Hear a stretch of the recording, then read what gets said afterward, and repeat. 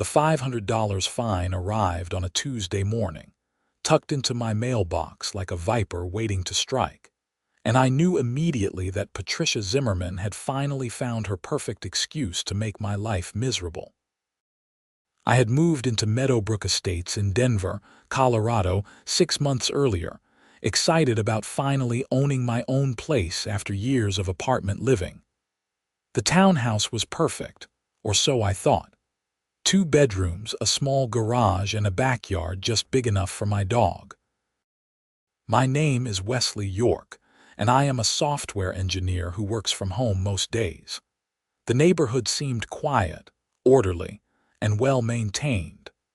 What I did not realize was that the homeowners association was run by a woman who treated every minor infraction like a federal crime. Patricia was in her early 50s, with that particular haircut that seemed to be standard issue for her type. You know the one. She wore expensive athleisure wear despite never actually exercising, and she had mastered the art of the concerned smile that was really just thinly veiled hostility. I had met her during my first week, when she stopped by with a welcome basket that came with a 40-page HOA rulebook. "Just some light reading," she had said, her smile not reaching her eyes.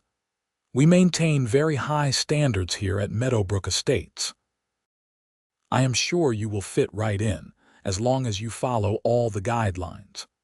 That should have been my first warning sign, but I was too excited about homeownership to notice the red flags waving frantically in my face. The fine was for my heating system. Apparently, the new high-efficiency furnace I had installed was producing too much noise, and several neighbors had complained. The letter was 3 pages long, typed in an aggressive font that somehow managed to look angry. It cited multiple HOA bylaws, referenced noise ordinance standards, and threatened additional fines if the issue was not resolved within 30 days. I stood in my driveway, reading the letter for the 3rd time, trying to understand how this had even happened. My furnace was not particularly loud. It was a modern unit, installed by licensed professionals, and it met all city codes. I had even paid extra for the quieter model because I valued peace and quiet myself. My neighbor, an elderly man named George who lived 2 doors down, walked past with his golden retriever.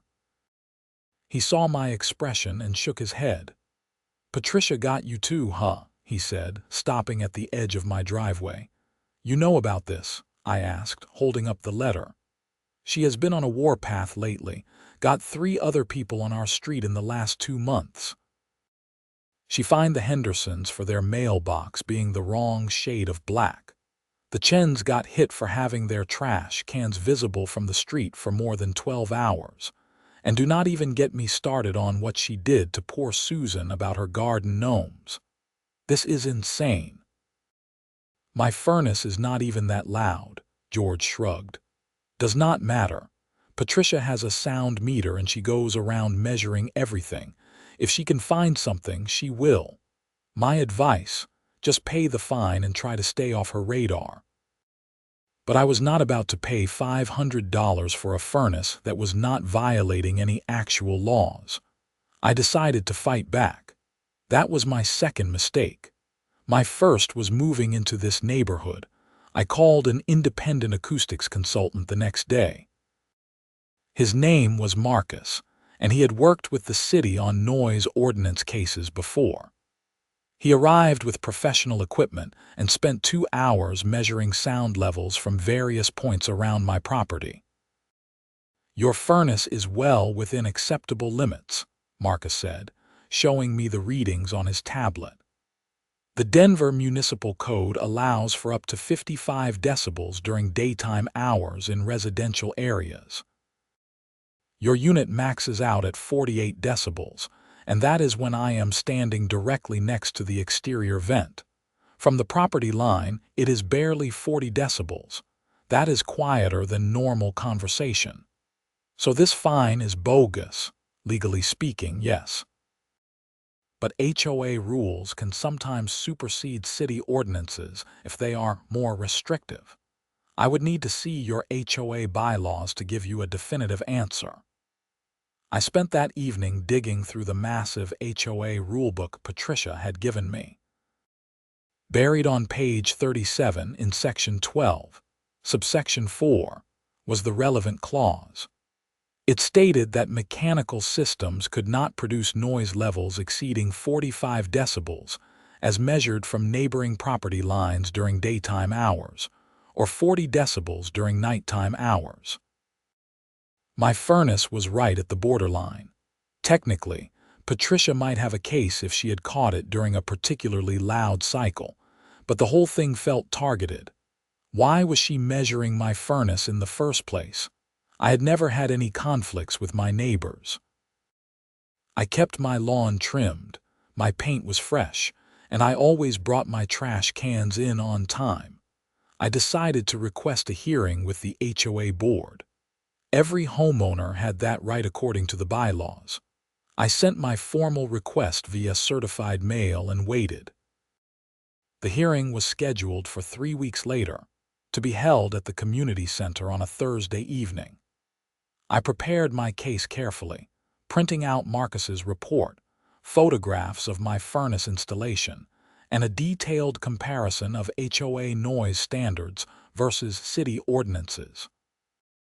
When I arrived at the community center, I was surprised to see about 15 other residents in attendance. Apparently, HOA hearings were entertainment in Meadowbrook Estates. Patricia sat at a long table at the front of the room, flanked by 2 other board members. On her right was Donald, a retired accountant who looked perpetually worried. On her left was Brenda, a real estate agent who spent most of her time staring at her phone. "Mr. York," Patricia said, her voice dripping with false pleasantness, "thank you for joining us this evening. I understand you wish to contest your recent fine." "I do," I said, walking to the front of the room. "My furnace meets all city noise ordinances, and I have an independent acoustical report to prove it." I handed copies of Marcus's report to each board member. Patricia barely glanced at hers before setting it aside. "The city ordinances are not relevant here," she said. "Our HOA has stricter standards, as is our right under Colorado law. Your furnace exceeds our limits by a maximum of 3 decibels and only during certain cycles. That is well within any reasonable margin of error. Rules are rules, Mr. York. If we make exceptions for you, then everyone will want exceptions. Before you know it, this neighborhood will be chaos." I could feel my frustration building. I am not asking for an exception. I am pointing out that this fine is unreasonable. My furnace is one of the quietest models available. "What exactly do you expect me to do? Soundproof it," Patricia said simply. "Or replace it with a quieter unit? We have standards to maintain." "This is targeting. You have been measuring my property specifically, looking for violations. That is harassment." Patricia's smile grew colder. "I measure all properties, Mr. York. It is my duty as HOA president to ensure compliance.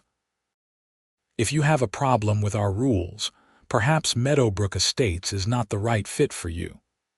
The hearing lasted another 20 minutes, but the outcome was predetermined. The board voted 2-1 to uphold the fine, with only Donald abstaining. Brenda did not even look up from her phone when she voted yes. As I left the community center, George caught up with me in the parking lot. "I am sorry, son," he said. "Patricia has it out for you. I do not know why, but she does. This is ridiculous. I followed every rule. My furnace is legal." Legal does not matter to her. She just likes the power. George paused, then lowered his voice. "You know what is funny, though? Her precious community center has a backup generator that sounds like a jet engine when it runs. I have measured it myself out of curiosity. It hits 65 decibels easy, sometimes higher.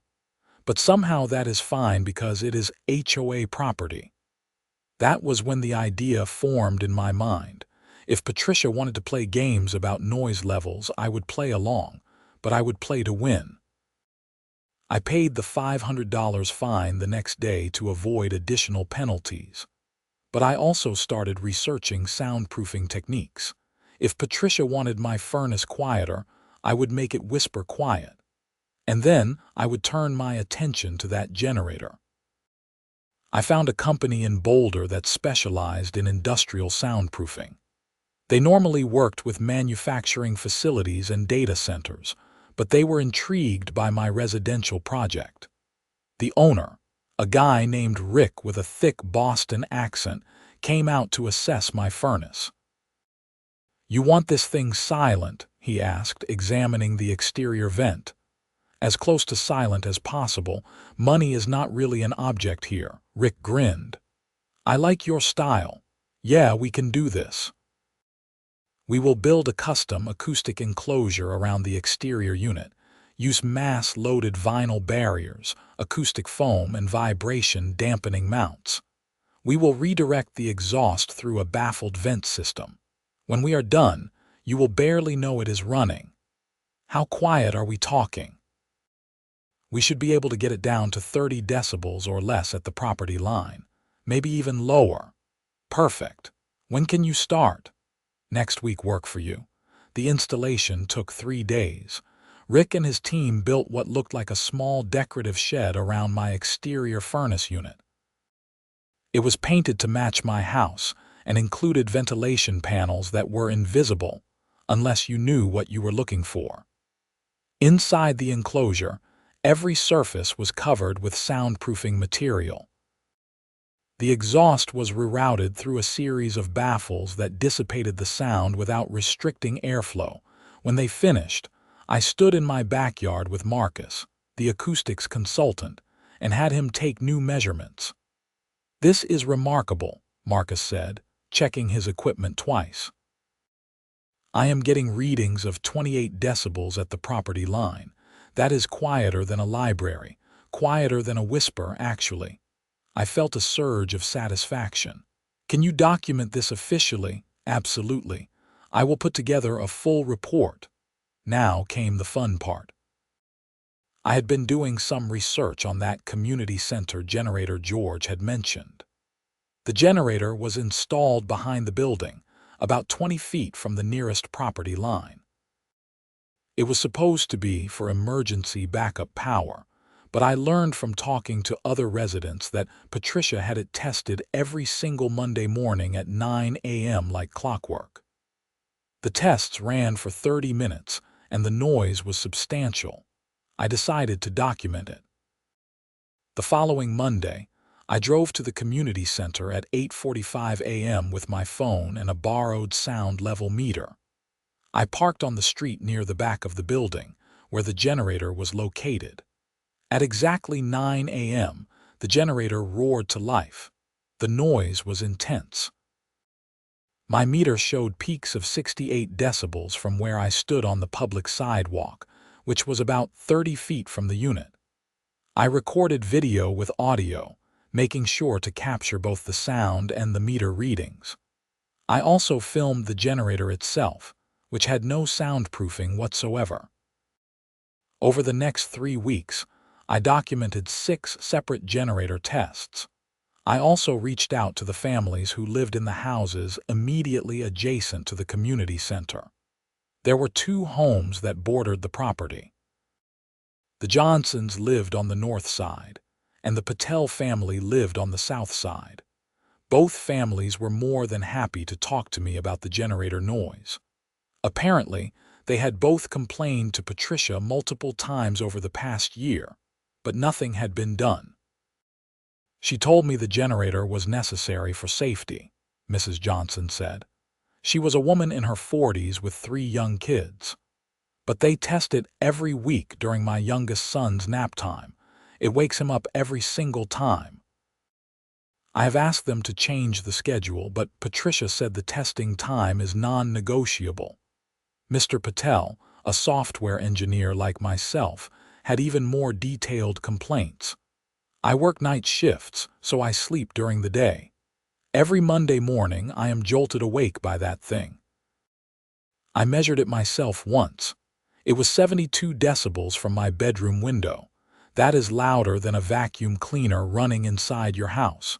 But when I complained, Patricia told me that HOA maintenance equipment is exempt from noise restrictions.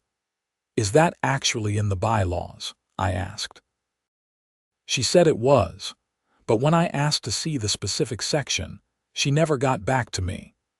I went home and read through the entire HOA rulebook again, this time with a fine-toothed comb. There was no exemption for HOA equipment. The noise standards applied to all mechanical systems, equipment, and devices operated within Meadowbrook Estates boundaries. The language was actually very clear. I compiled all my evidence into a formal complaint. I included the video recordings, sound measurements, timestamps, and witness statements from the Johnsons and the Patels. I cited the specific HOA bylaws that were being violated and noted that the generator noise exceeded the limits by more than 25 decibels. Then I filed the complaint with the HOA board, requesting a formal hearing and proposing a fine of $500 for each violation. Since the generator had been tested weekly for at least a year, the potential fines were substantial. I sent copies via certified mail to all 3 board members. Then I waited. Patricia called me 3 days later. I let it go to voicemail. Her message was terse. "Mr. York, this is Patricia Zimmerman. We received your frivolous complaint about the community center generator. This is clearly a retaliatory action, and we will not be entertaining it. The generator is essential safety equipment and is exempt from standard noise regulations. Do not waste the board's time with this nonsense." I saved the voicemail. Then I sent a formal response, again via certified mail, pointing out that she had not provided any documentation of this supposed exemption, and that I was exercising my rights as a homeowner to request a proper hearing as outlined in the HOA bylaws. 2 weeks later, I received a notice that my hearing was scheduled. It would be held at the same community center, on the same Thursday evening time slot. I spent those 2 weeks preparing even more thoroughly than I had for my first hearing. I also did something else. I reached out to a lawyer who specialized in HOA disputes. Her name was Jennifer Martin, and she had a reputation for taking on overbearing HOAs. We met at a coffee shop in downtown Denver. "Your case is interesting," Jennifer said after I explained the situation. "HOAs have a lot of power in Colorado, but they are not above the law. If they are violating their own bylaws, you have grounds to challenge them." What are my options? Well, first see how the hearing goes. If they refuse to address the generator noise, you can take it to civil court. You could also file a complaint with the Colorado Division of Real Estate if you believe the HOA is being managed improperly. But honestly, your best leverage is probably public pressure. HOAs hate bad publicity. What do you mean? Document everything. If this goes south, make noise about it. Contact local news stations. Post on social media. HOAs usually back down when they realize they are making headlines for the wrong reasons. I filed that advice away for later. For now, I wanted to see if reason would prevail. The night of the hearing arrived. I showed up early and was surprised to see the room much more crowded than before. Word had spread about my complaint, and apparently plenty of residents had their own issues with Patricia's leadership. I recognized the Johnsons and the Patels, along with George and at least 20 other faces. Patricia looked less composed than during my first hearing. She sat at the same table with Donald and Brenda beside her, but her expression was tight. "Mr. York," she began, her voice clipped, "I understand you have filed a complaint regarding the community center backup generator." "I have," I said, standing and walking to the front. The generator consistently produces noise levels exceeding 65 decibels during its weekly tests, which is more than 20 decibels above the HOA's stated limits. This has been ongoing for over a year, disturbing multiple residents. I presented my evidence methodically. The videos played on my laptop, the sound clearly audible even through the small speakers. The sound meter readings were undeniable. The witness statements from the Johnsons and Patels were damning. Furthermore, I continued, when I raised this issue with President Zimmerman, she claimed that HOA equipment is exempt from noise regulations. However, I have reviewed our bylaws thoroughly, and no such exemption exists. In fact, Section 12, Subsection 4 clearly states that the noise standards apply to all equipment operated within the community. Patricia's face had gone red. The generator is safety equipment. It needs to be tested regularly. I am not disputing the need for testing. I am disputing the volume and the schedule. You fined me $500 for a furnace that produced 48 decibels. This generator produces 68 to 72 decibels and has done so every week for a year.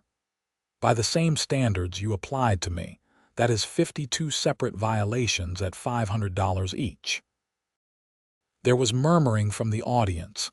Someone actually gasped at the math. That is absurd, Patricia said. You cannot fine the HOA. Why not? Are the rules different for you than for homeowners? The HOA needs that generator. Then soundproof it. That was your advice to me, remember.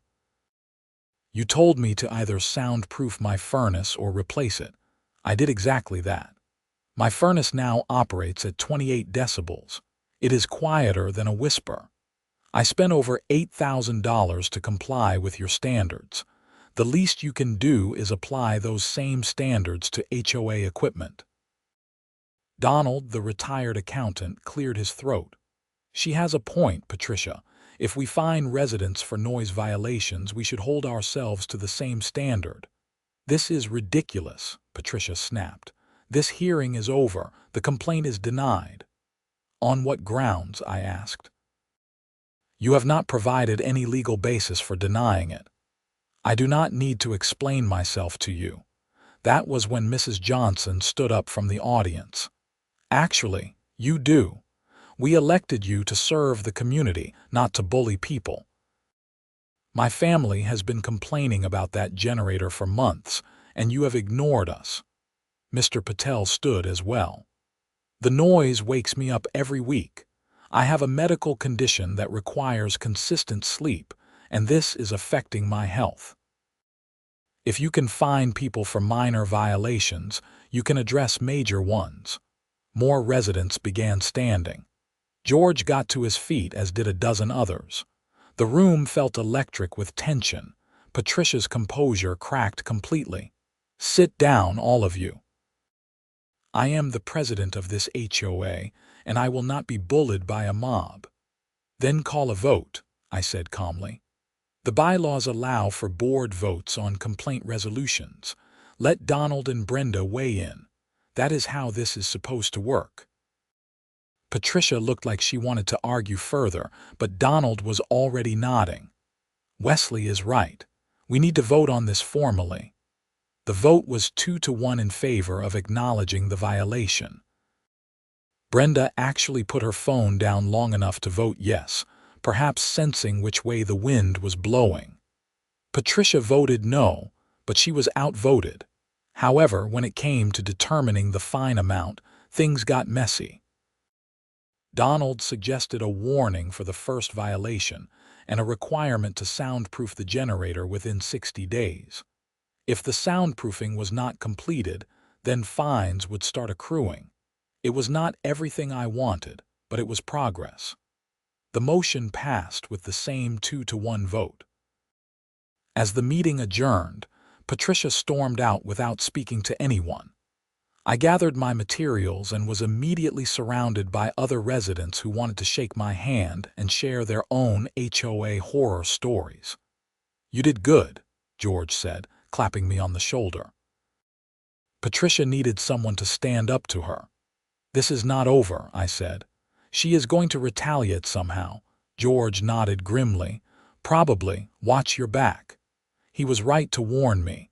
Over the next week, I received 3 separate violation notices. The first claimed my grass was a 1/4 inch too long. The second said my mailbox was not properly maintained because there was a small scratch on the post. The third cited me for parking my car in my driveway overnight, which apparently violated some obscure rule about street aesthetics. Each violation came with a $200 fine. It was obvious harassment, and it was equally obvious that Patricia was not going to back down gracefully. I documented everything. I took photographs of my lawn next to my neighbor's lawns, showing that mine was actually shorter. I photographed my mailbox from every angle, showing that the scratch was barely visible and was actually less noticeable than wear on several other mailboxes on the street. And I pulled out my copy of the bylaws, highlighting the section that clearly stated overnight driveway parking was permitted as long as the vehicle was not commercial or inoperable. I contested all 3 fines with detailed written responses, again sent via certified mail. But I also did something else. I took Jennifer Martin's advice and started making noise publicly. I created a detailed post on a popular neighborhood forum explaining the entire situation. I did not use Patricia's name, but I laid out the facts clearly. My post included the documentation of my furnace soundproofing, the generator noise measurements, and the retaliatory fines I had received. The response was immediate and overwhelming. Dozens of residents chimed in with their own stories of Patricia's overreach. The Henderson family posted photos of their mailbox, which was indeed a slightly different shade of black than the standard, but looked perfectly fine. The Chens shared their story about the trash can fine, including photos showing that multiple other homes had their trash cans visible for similar timeframes without being fined. Someone even found out that Patricia herself had multiple violations on her property that had never been addressed. Her front lawn had brown patches that violated the landscaping standards. Her house number was mounted on the wrong side of her doorframe according to the architectural guidelines, and her fence was 6 inches taller than the maximum height allowed in the bylaws. The forum post went viral within the Meadowbrook Estates community. Within 3 days, there was a petition circulating to recall Patricia from her position as HOA president. It needed signatures from 30% of homeowners to trigger a recall vote. It reached that threshold in less than a week. Patricia tried to fight back. She sent an email to all residents claiming that the forum posts were spreading misinformation and that she was being unfairly targeted. But her email was poorly written and came across as defensive and petty. It only made things worse. The recall vote was scheduled for 6 weeks later. In the meantime, the board was required to address the generator soundproofing. Patricia dragged her feet, but Donald and Brenda pushed for action. Eventually, a contractor was hired to build an acoustic enclosure around the generator. I monitored the progress closely. The contractor they hired did decent work, but it was not nearly as thorough as what Rick's company had done for my furnace. When the project was completed, I went back to the community center with my sound meter during the next weekly test. The generator was quieter, but not quiet enough. It was now hitting about 52 decibels at the property line. That was an improvement from 68, but it was still above the 45 decibel limit stated in the bylaws. I documented this and filed another complaint. This time, I was not alone. Mrs. Johnson and Mr. Patel filed their own complaints as well, citing ongoing disturbances despite the soundproofing attempt. Patricia tried to argue that the soundproofing was sufficient and that we were being unreasonable, but the measurements did not lie. The generator was still in violation. Donald, who was actually starting to grow a spine, suggested hiring Rick's company to improve the soundproofing. Wesley's furnace is proof that it can be done right. Why not use the same contractor? The board voted to approve the additional work. Patricia was once again outvoted. Rick and his team returned, this time to work on the generator. It was a bigger job than my furnace had been, but Rick was enthusiastic about the challenge. "This is basically a commercial project at this point," he said, examining the existing enclosure. "But yeah, we can do better. Give us a week." The improved soundproofing took 8 days and cost the HOA over $15,000. When it was done, the generator was nearly silent during operation. I measured it myself during the next test cycle. It peaked at 38 decibels at the property line. Finally, it was in compliance.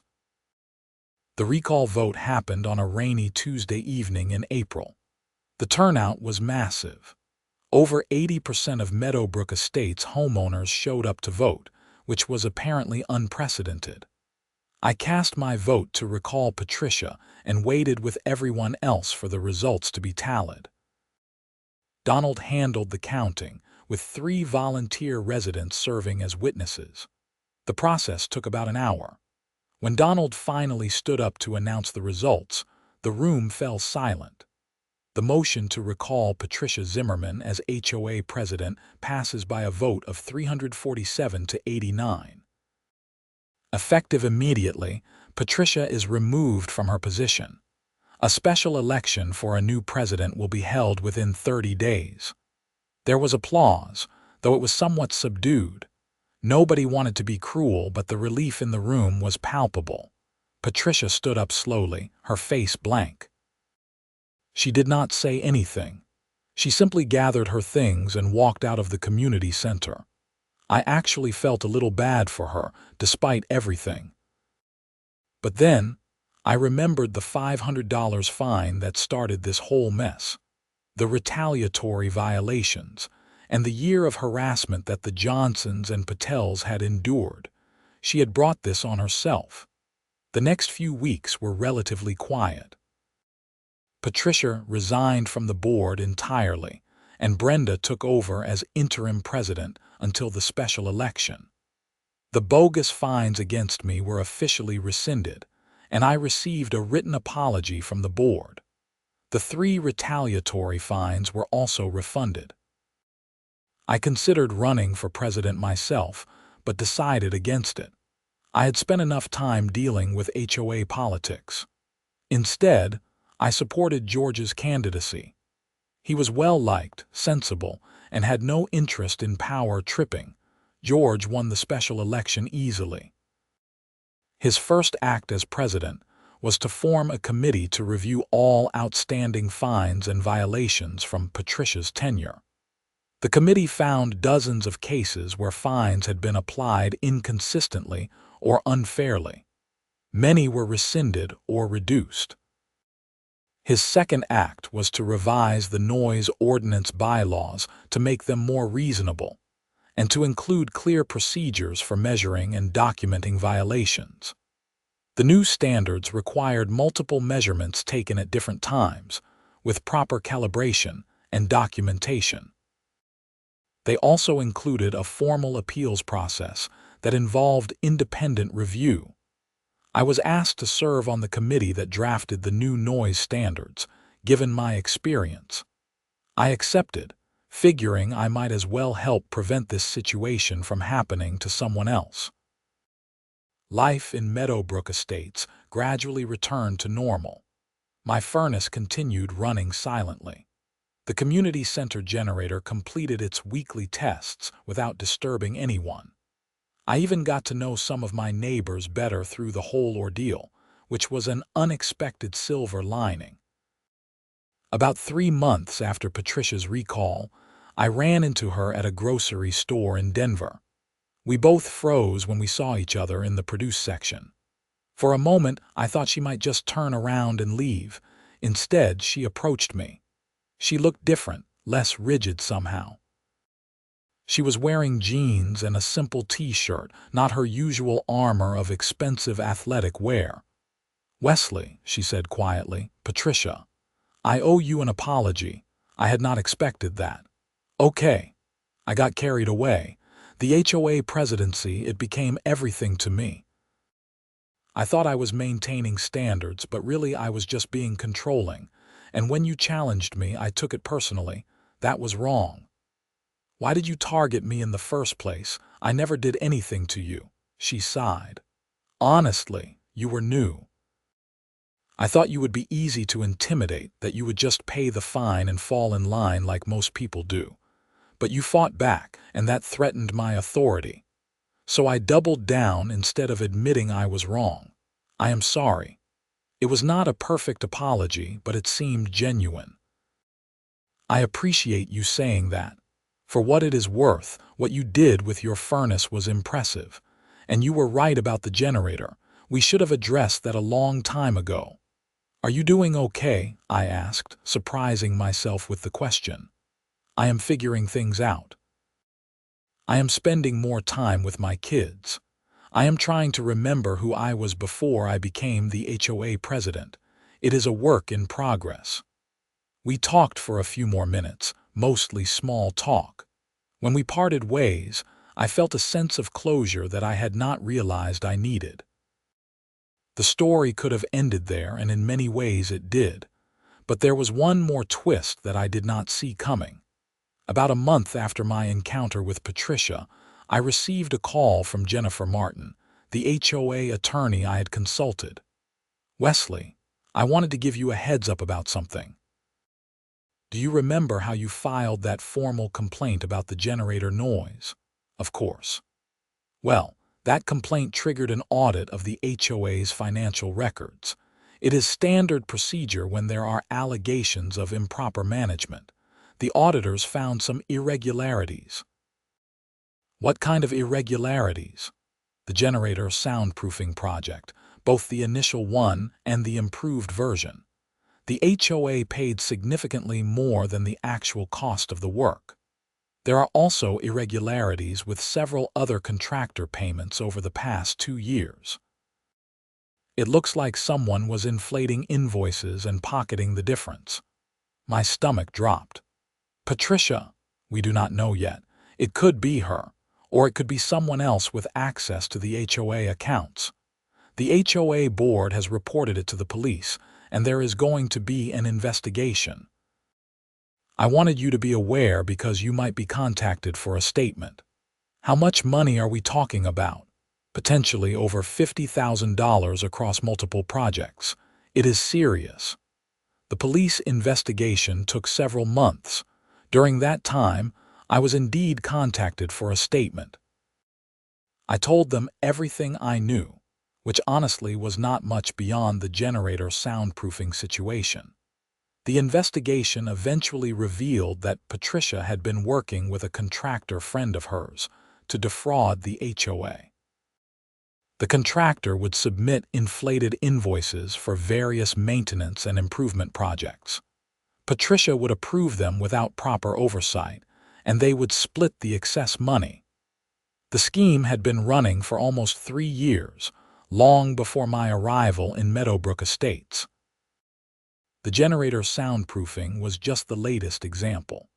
The contractor had charged the HOA $22,000 for work that actually cost about $12,000 to complete. Patricia was arrested on charges of theft and embezzlement. The contractor was arrested as well. Both faced felony charges. The news hit the neighborhood hard. Many residents felt betrayed. The money Patricia had stolen ultimately came from HOA dues that everyone paid. It explained why dues had been increasing steadily during her tenure, despite no obvious improvements to the community. The trial took place about a year after my initial furnace fine. I attended some of the proceedings out of morbid curiosity. Patricia looked small and defeated in the courtroom, nothing like the imperious HOA president who had tried to fine me into submission. She was eventually convicted on multiple counts of theft and embezzlement. The contractor was also convicted. Patricia was sentenced to 3 years in prison, with the possibility of parole after 18 months. She was also ordered to pay full restitution to the HOA. The contractor received a similar sentence. Both were permanently banned from serving on any HOA board or working as a contractor in Colorado upon their release. George, as HOA president, handled the aftermath with grace. He worked with the other board members to implement new financial controls, including requiring multiple bids for any project over $5,000 and having a financial committee review all expenditures over $1,000. The HOA also hired a professional management company to handle the day-to-day operations and financial oversight. It was a significant change, but most residents agreed it was necessary to prevent future corruption. As for me, I settled into a quieter routine. My furnace continued operating at a whisper-quiet 28 decibels. The generator's soundproofing, despite being part of a fraud scheme, actually worked well thanks to Rick's improvements. The community as a whole seemed less tense, more friendly. I even adopted a second dog, figuring my backyard could handle it. George suggested I run for the board during the next election cycle, but I politely declined. I had spent enough time in the HOA trenches. One Saturday afternoon, about 2 years after the whole saga began, I was in my backyard with my dogs when Mrs. Johnson stopped by with her kids. They were selling cookies for a school fundraiser. "Mr. York," she said, smiling warmly, "would you like to buy some cookies?" "Absolutely," I said, pulling out my wallet. "How many boxes do you have?" "We have chocolate chip, oatmeal raisin, and peanut butter." "I will take 2 of each." As her kids carefully counted out the boxes, Mrs. Johnson said, "You know, I never properly thanked you for what you did with that generator complaint. Our quality of life improved so much once they fixed it. My son actually naps through Mondays now." "I am glad it helped," I said sincerely. "You could have just paid that first fine and moved on." "Most people would have, but you stood up for what was right, and it made a real difference." After they left, I sat on my back porch with my dogs and a box of chocolate chip cookies. My furnace kicked on, nearly silent even though I was sitting just 20 feet from it. I could hear birds singing, kids playing down the street, the normal sounds of a neighborhood at peace. That first fine had cost me $500, but the fight that followed had cost me thousands more in soundproofing, consultants, and legal fees. It had consumed months of my life and caused significant stress. But it had also exposed corruption, removed a toxic leader, and made Meadowbrook Estates a better place to live. Looking back, I realized the whole experience had taught me something important. Sometimes the right thing to do is not the easy thing. Sometimes you have to fight battles that seem petty or small because they are not really about the surface issue. They are about principles, fairness, and holding people in power accountable. My furnace noise complaint was never really about noise. It was about whether one person could wield arbitrary power over others without consequence. It was about whether rules applied equally to everyone or only to those without power. In the end, the answer was clear. Rules do apply to everyone, even HOA presidents. Especially HOA presidents. I finished my cookies and went inside, leaving my dogs to patrol the backyard. My phone buzzed with a notification from the neighborhood forum.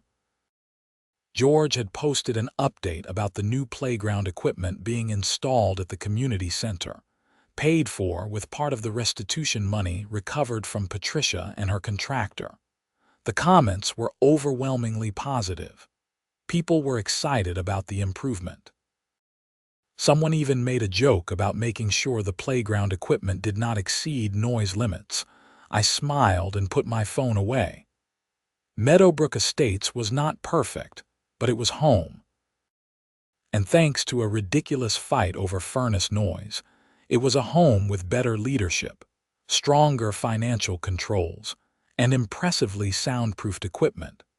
Sometimes you have to take on the small battles to win the big war.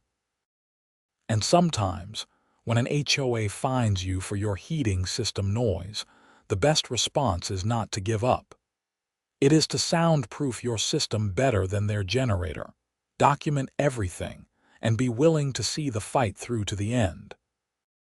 Because in the end, communities are only as good as the people who are willing to stand up and demand better. And sometimes, that person has to be you. My heating system was now the quietest in all of Denver, a monument to spite and principle in equal measure. And somehow, that felt like exactly the right outcome. The whole experience had been exhausting, expensive, and at times infuriating. But it had also been necessary.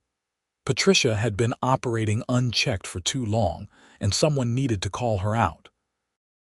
I just happened to be the person stubborn enough to do it. Or maybe stupid enough. The line between stubbornness and stupidity is often pretty thin, and I probably crossed back and forth over it multiple times during this whole saga. But looking at the community now, seeing kids play in a neighborhood where the HOA actually served the residents instead of ruling over them, I would do it all again. Maybe with better planning next time, and definitely with a lawyer involved from the start. But I would still do it. The sun was setting over Meadowbrook Estates, painting the sky in shades of orange and pink. My furnace kicked on again, silent as a ghost. Somewhere in the distance, the community center generator ran its weekly test, now properly soundproofed and barely audible. Life was good. My heating system was quiet. And Patricia Zimmerman was learning that actions have consequences, even for HOA presidents who think they are above the rules they enforce on others. Justice, it turns out, can be whisper quiet when it needs to be.